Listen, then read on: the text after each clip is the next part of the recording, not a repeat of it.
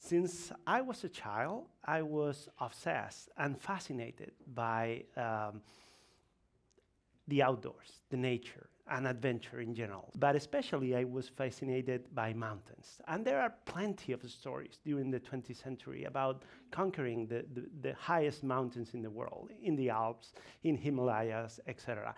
And probably one of the most well-known stories is the conquest of Everest. But in 1990, somebody came to my apartment and said, "Do you want to come to Everest? We are going to launch a fourth attempt to climb Mount Everest in 1992, in 2 more years, and you are a technical climber. We need technical climbers because we are going to attempt a very difficult and remote side of Mount Everest. In fact, only one team has made it to the top before us. So we need technical guys like you with your experience in Patagonia. Do you come?" And my friend said, "I have a dinner, so you have to decide right now." And I said, "Hey, I have a dinner. Yes or no?" And I say, "Okay, yes." You know, less than 5 minutes to decide your fate, your future. You take more time to buy a car or a house, you know. But we arranged a group of people, and I put this photo in my office and also at home. And during these 2 years, we train every day of the week. Also, during the weekends, we have to go to the mountains and climb very high altitudes in short periods of time. In Chile, you are very close to the Andes, which are very huge mountains. So that's very easy. But that was tough, you know. 2 years training all the day, etc. And we have a lot of problems, a lot of events. Sponsors that apparently were giving money, and in the last minute they said no. If you have a lot of money, it's very easy. You buy everything here in the US or in Europe. You put everything into a container, and basically you open the container in the base camp. Easy, no? But when you don't have the money, you have to negotiate with the Sherpas, with the porters, etc. That's what we did in Nepal. But then we crossed to the other country, to China, to Tibet, because our route is in the Tibetan side. And we crossed the Tibetan plateau, and then we start walking. We left the cars and the trucks, and we hire about 120 porters that will carry our loads to the base camp. We will stay in that base camp for 2 months. No communication with the exterior world, no news, obviously no possibilities of rescue, anything like that. Totally disconnected. And this is the phase. This is the Kangshu phase of Mount Everest. It's the most remote and more steep side of Mount Everest. In 1921, when the first time people circled the mountain, there were British explorers. They said, "It's not for sensible people." Why? Because they were very polite, and also because you have more than 4,000 meters of rock and ice in the lower part, and huge avalanches. You will see in a minute, okay? And also, we read the book of the first international team that attempted the mountain by our route, and they made it. Only one of this team made it to the top, Stephen Venables. He is from Britain.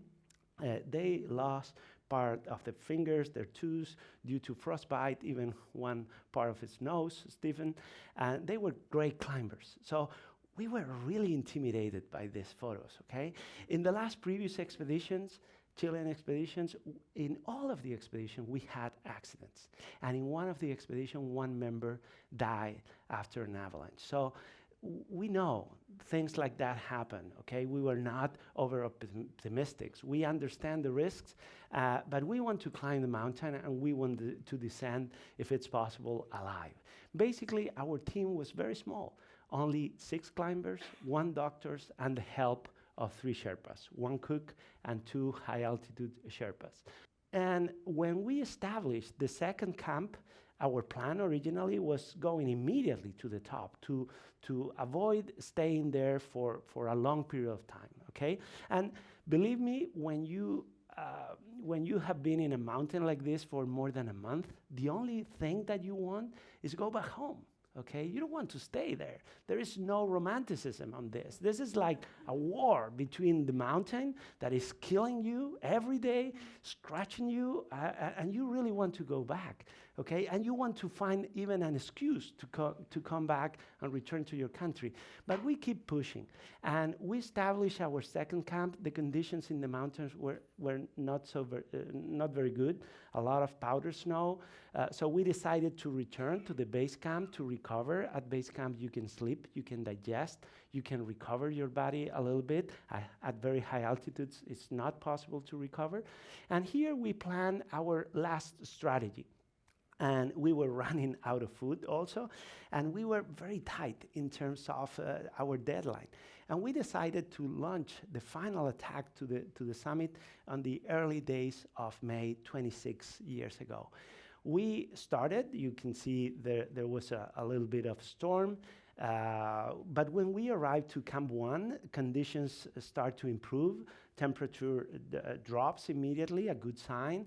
At that time, we didn't have also the luxury of downloading meteorological conditions from the internet, so everything was with barometer and your gut instincts.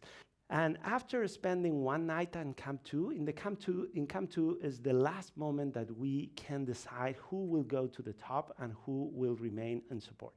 It's so difficult in terms of, because of the lack of oxygen, that you have to decide. No, there is no expedition that places all of their members on top, okay? So part of the group will be in support, and we only had energy to place equipment for only 2 members of the team to attempt the summit. And there was a discussion because 2 in the teams were in a more weak position, and there was a discussion who will be the second, because there was another one who was in very good shape. So between Rodrigo, the chief of the expedition, and me, there was a discussion who is going to be the second. And in that camp, at 7,400 meters, Rodrigo, the chief of the expedition, told me, I will go. So immediately I moved to support him. Okay, I was really upset, but I didn't say a word. Okay, why?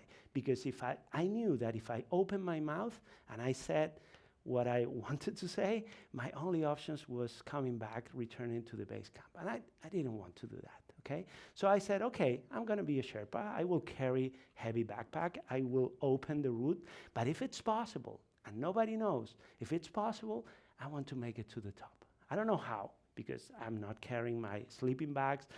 We had an agreement that we will not share artificial oxygen. So there were a lot of uncertainties, but at the end, we arrived to this place. This is the South Col, 8,000 meters of altitude. 1/3 of the oxygen that we are breathing right now is the beginning of what is called the dead zone. It's not possible to maintain life above this altitude for hours or a couple of days, okay? It's very, very tough. And we spent one night here, not sharing oxygen, not sharing sleeping bags. The next day, they offered me 5 hours with oxygen and 5 hours with a sleeping bag, so I had the opportunity to sleep. And the next day, okay, after 24 hours in the South Col, we decided to launch our attack to the summit. We start in the middle of the night. We almost don't talk with each other. We just walk. And early in the morning, with the first lights of the day, a lot of people that were coming that day from this side, this is the Nepali side in the shadow, they saw our headlamps. They find our route in the powder snow, and following our steps, they catch us. And they told us, this day is excellent. You should go to the summit right now, rapidly. And we speed up to make it to the top. And finally, this is not the real top. It's almost the top. But this day, 15th of May, at 10:30 or so a.m., we arrive, Rodrigo, Christian, and me, to the top of the Everest. And you can say, okay, that's it. You arrive to the top. No, most of the accidents happen when you descend. Most of the accidents happen in the easy route, not necessarily in the most difficult routes. I cannot tell you in my words what does it mean, this effort. After 17 hours from the camp to the top and returning, I lost about more than 20 pounds. It's not a diet that I recommend to anyone. You have internal bleeding. This is me arriving to the tent, totally frozen. The descent was miserable. We were in very bad conditions. The rest of the members of the team helped us in our descent. And this is the last photo of the expedition when we returned to the base camp, what was our base camp. Only that box of food for the next 6 days on the descent. The descent was miserable because we didn't have enough food, but we made it. We have done it. We arrived to the top of the mountain and we survived and returned alive. I remember after I came back home, etc., and it was 1992, and I was reading a biography of Christopher Columbus.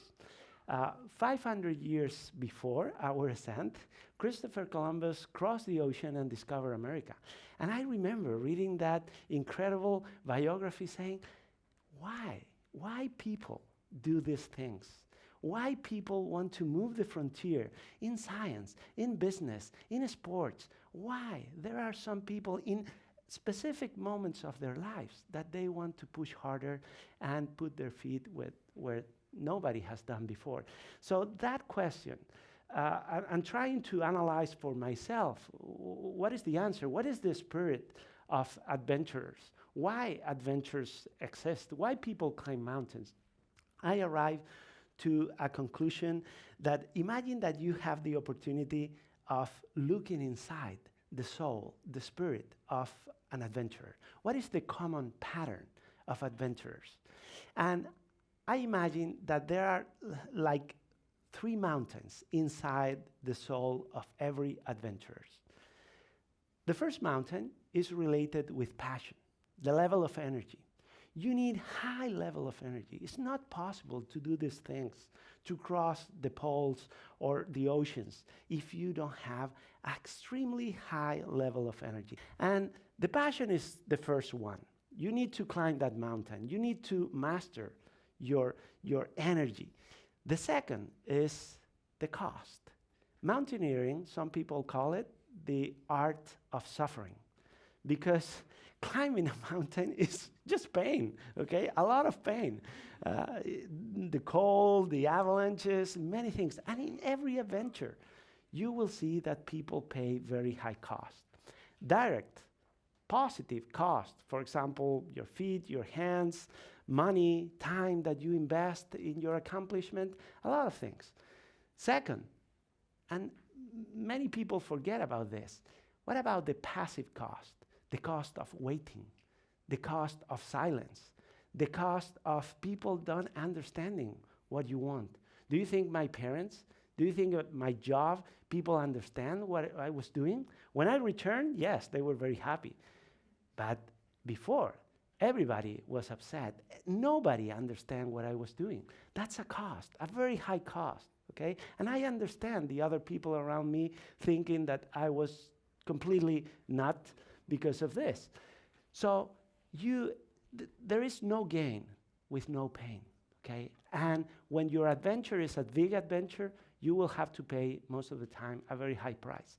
And sometimes, even the ultimate price, which is life and death, okay? I have several friends who died with me in the mountains, and that's very sad, extremely sad.